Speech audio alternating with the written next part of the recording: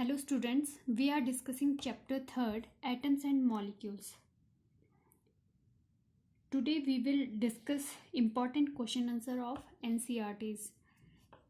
First question is, in a reaction 5.3 gram of sodium carbonate is reacted with 6.0 gram of ethanoic acid. ठीक है, sodium carbonate आपका क्या है, sodium carbonate react with ethanoic acid. ठीक है, given value क्या है आपके पास, 5.3 ग्राम आपके पास सोडियम कार्बोनेट है. ठीक है, प्लस आपके पास क्या है, 6.0 ग्राम इथेनोइक एसिड. ठीक है, the product were 2.2 gram of carbon dioxide. ठीक है, प्रोडक्ट क्या है, 2.2 आपका क्या है, कार्बन डाइऑक्साइड है, 0.9 ग्राम ऑफ वाटर. ठीक है, H2O कितना है आपके पास, 0.9 ग्राम. ठीक है, फिर है आपके पास 8.2 gram of sodium ethanoate, plus यहाँ पे क्या फॉर्म हो रहा है, सोडियम इथेनोएट. ठीक है, ये क्या है आपके पास, 2.2 ग्राम.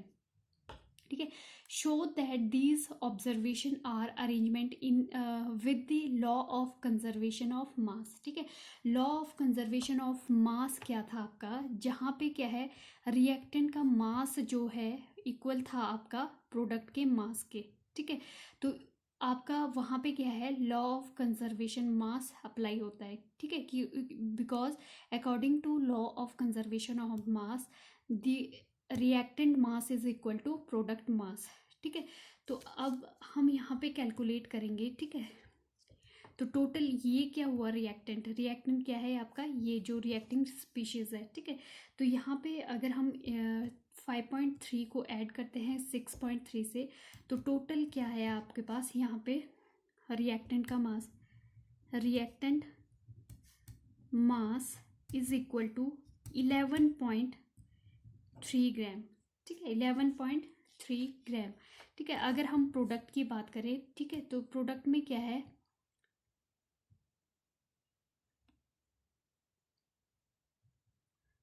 ठीक है, 9 इन 3 क्वांटिटीज को क्या है आप एडअप कर दो. ठीक है, ये भी टोटल कितना है आपका, 3.3 ग्राम. ये भी क्या है, प्रोडक्ट का मास. ठीक है, तो ये इस रिएक्शन से क्या आपको पता चला, जो आपका रिएक्टेंट का मास है is equal to product mass, mass which is equal to 1.3 gram. ठीक है, तो रिएक्टेंट का मास आपका इक्वल है प्रोडक्ट के मास के. ठीक है, the reactant and product have the same mass. This means that there was no loss of mass during the reaction.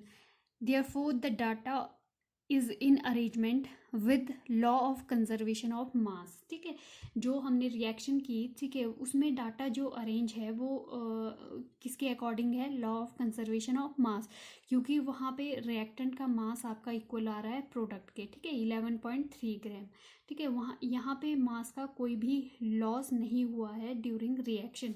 ठीक है, next is hydrogen and oxygen combine in the ratio of 1:8. ठीक है, आपके पास given क्या है, hydrogen और oxygen आपका water molecule form कर रहा है. ठीक है, जिस रेशो में ये कंबाइन कर रहा है 1:8, मीन्स हाइड्रोजन की रेशो क्या है 1 और ऑक्सीजन की क्या है 8 बाय मास, ये अकॉर्डिंग टू बाय मास. ठीक है, what mass of the oxygen gas would be required to react 3 gram of hydrogen gas. ठीक है, अब हमारे पास गिवन है कि अगर हमने फाइंड आउट करना है कि जो ऑक्सीजन का मास है, ठीक है, कितना मास हमें ऑक्सीजन का चाहिए 3 ग्राम हाइड्रोजन गैस के लिए. ठीक है, अगर हम बात करें 1 ग्राम हाइड्रोजन, ठीक है, mass of oxygen combining with 1 gram of hydrogen. ठीक है, अगर ये 1 ग्राम है, ठीक है, ये 8 ग्राम है. ठीक है, तो A1 जो मास ऑफ कंबाइनिंग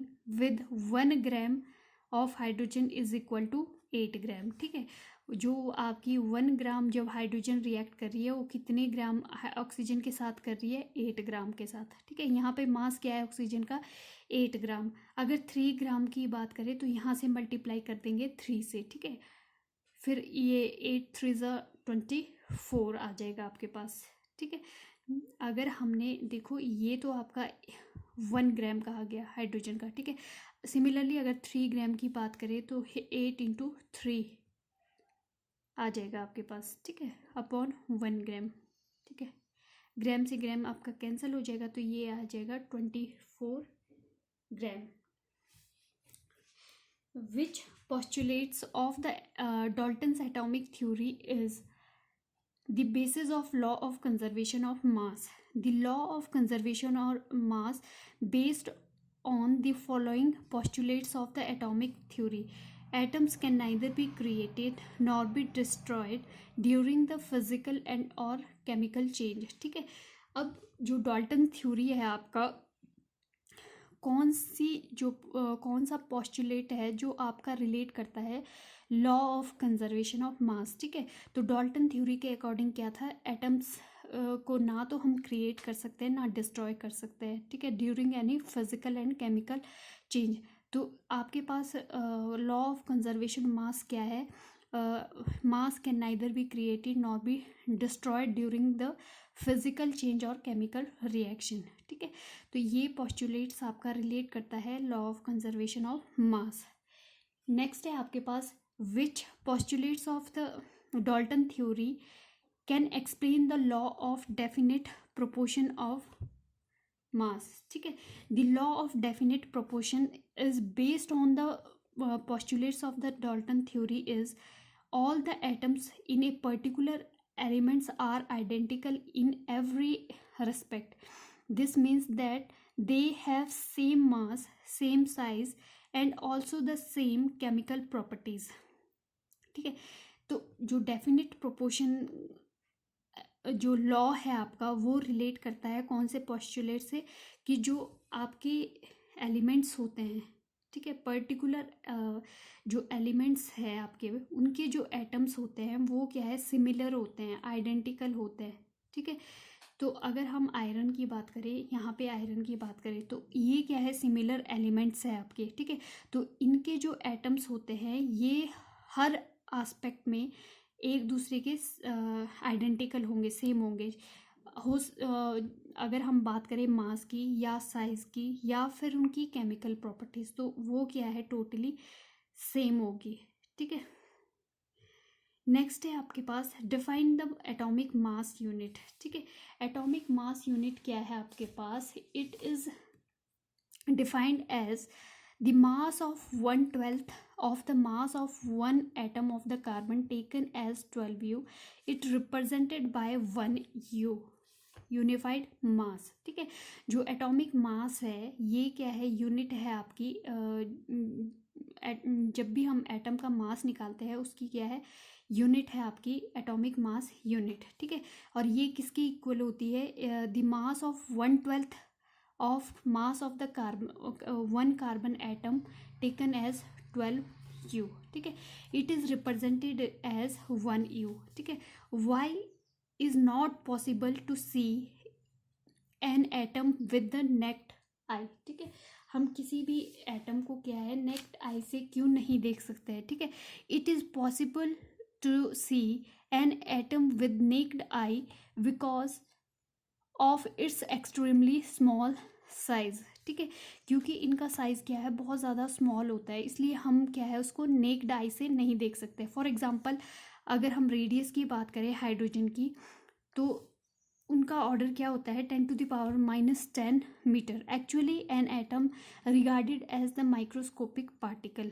ठीक है, these microscopic particle can not be seen by naked eye. ठीक है, इन पार्टिकल्स को हम क्या है, नेक्ड आई से नहीं देख सकते हैं। ठीक है, नेक्स्ट है आपके पास write down the formula of sodium oxide. ठीक है, आपने क्या करना है, जब भी फॉर्मूला राइट डाउन करना है तो यहाँ पे एलिमेंट सोडियम को Na से डिनोट करते हैं, ऑक्साइड को, ऑक्सीजन को O से। ठीक है, तो यहाँ पे आपने इनके जो चार्ज है इनके ऊपर, या जो वैलेंसी या कैटाइंस और एनाइंस जो भी डायमोलिक्यूलर है, चार्ज वैलेंसी की हमने क्या है लर्न की थी, ठीक है, उसको क्या है राइट डाउन करना है। अगर सोडियम की बात करें तो ये इसके ऊपर क्या चार्ज होता है, +1, ठीक है।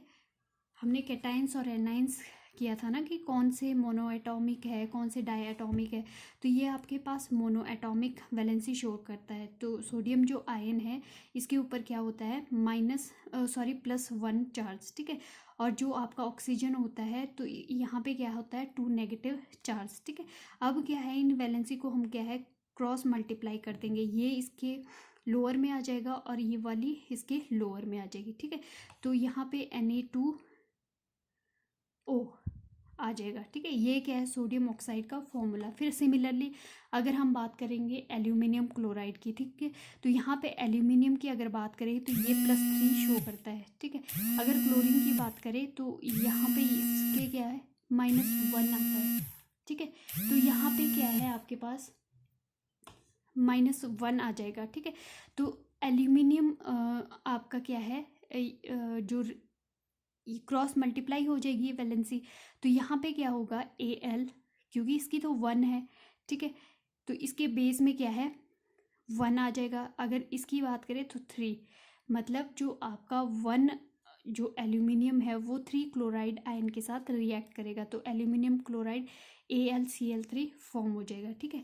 नेक्स्ट है आपके पास सोडियम सल्फाइड, ठीक है। सोडियम के लिए Na क्या है 1 पॉजिटिव। अगर सल्फाइड की बात करें तो इसकी भी क्या वैलेंसी होती है 2 नेगेटिव, ठीक है। तो ये इनको क्या है चार्जेस को क्या है आपस में क्रॉस मल्टीप्लाई कर देंगे, ठीक है। तो आपके पास सोडियम 2S आ जाएगा। तो ये क्या है फॉर्मूला आपका सोडियम सल्फाइड का, ठीक है। नेक्स्ट आपके पास अगर हम बात करें मैग्नीशियम हाइड्रोक्साइड की, तो मैग्नीशियम में क्या है मैग्नीशियम और हाइड्रोक्साइड OH से डिनोट करता है, ठीक है। अब हमने क्या है इसके ऊपर चार्ज क्या होता है 2 पॉजिटिव, ठीक है। तो और ऑक्सीजन हाइड्रोक्सी ग्रुप के ऊपर क्या होता है 1 नेगेटिव, ठीक है। अब क्या है क्रॉस मल्टीप्लाई कर देंगे आप इनको, तो यहाँ पे Mg, ठीक है, यहाँ पे तो 1 है, तो यहाँ पे बात करें OH2, ठीक है। ये हो जाएगा आपका मैग्नीशियम हाइड्रोक्साइड का फॉर्मूला।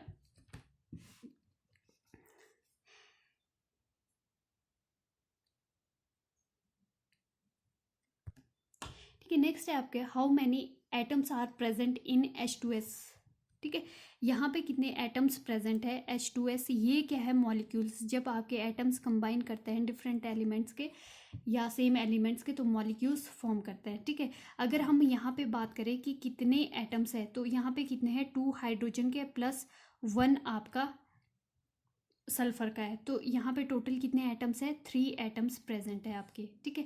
अगर हम सल्फेट आयन की बात करें 3 आयन सल्फेट आयन की बात करें तो यहाँ पे 1 आपका फॉस्फोरस का है +4 आपके क्या है ऑक्सीजन के प्रेजेंट है, तो टोटल कितने हुए 5 एटम्स, ठीक है। तो यहाँ पे आपके 5 एटम्स प्रेजेंट है।